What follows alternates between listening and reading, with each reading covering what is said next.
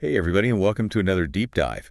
Birthdays, they're supposed to be fun, right? They are supposed to be. Yeah. But sometimes they're not.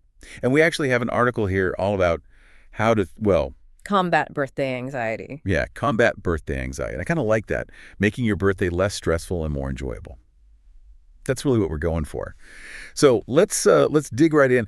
This article starts off, it really resonates with me. It's talking about how so many people low-key dread their birthday. Have you noticed that? Yeah, it's like a weird phenomenon. Birthdays are supposed to be this time for joy and celebration, but there's often this underlying current of stress, even if people aren't like outwardly expressing it. Exactly. Like you put on a happy face, but inside you're kind of like, ooh, another year older. And this Yes. article, it gets it. So it suggests this really interesting thing.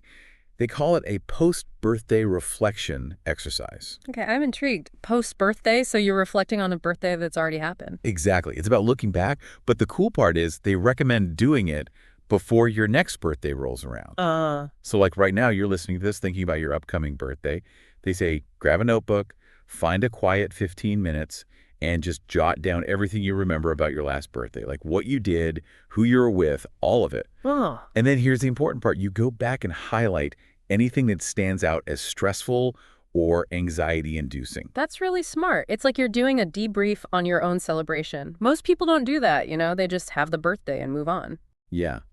But this way, you're actually processing Yeah. those feelings, even the negative ones, instead of just, shoving them under the rug until the next birthday. I can see how that would be helpful, especially if you're someone who tends to get stressed around birthdays. Right. And they even list out some of the big stressors like planning the party, the guest list, finding the perfect venue if you're doing something big. Like, it can be a lot. And even afterwards, sometimes there's this, like, post-birthday slump.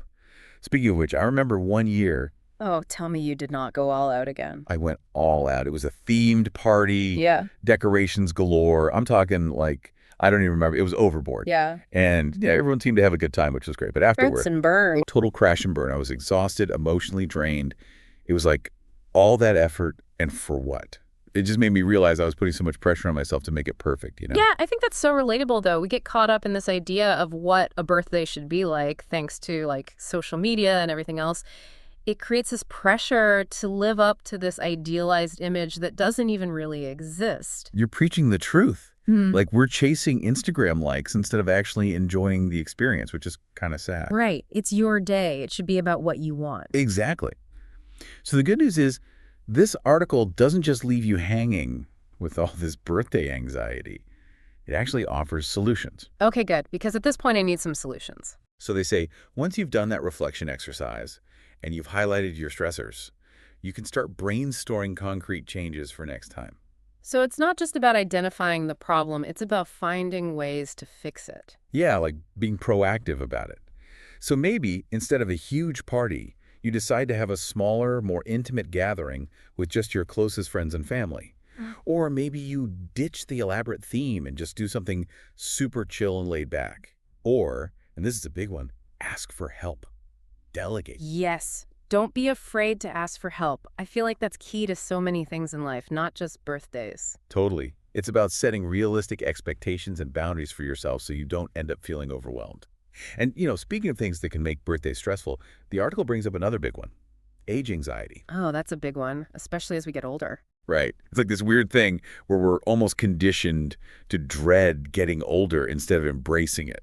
It's true, though. Society puts so much emphasis on youth, and it's easy to internalize that and start feeling anxious about the aging process. Yeah, but the article offers a really cool reframe for this. Instead of viewing aging as a loss, they encourage you to see it as a gain. Every birthday is a testament to another year of experiences, of wisdom, of deepening relationships, all that good stuff. That's such a powerful way to look at it. It's about shifting your perspective from what you're losing to what you're gaining. And celebrating all of that. Like each birthday is a milestone, a chance to acknowledge how far you've come and look forward to the journey ahead. It really is a gift. Exactly. So as we wrap up here, I want to challenge you. Try that reflection exercise before your next birthday.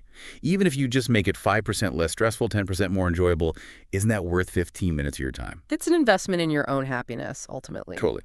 And if birthdays were all about celebrating life, well, I think it's worth taking the time to figure out what that truly means for you. Until next time, everybody, happy reflecting.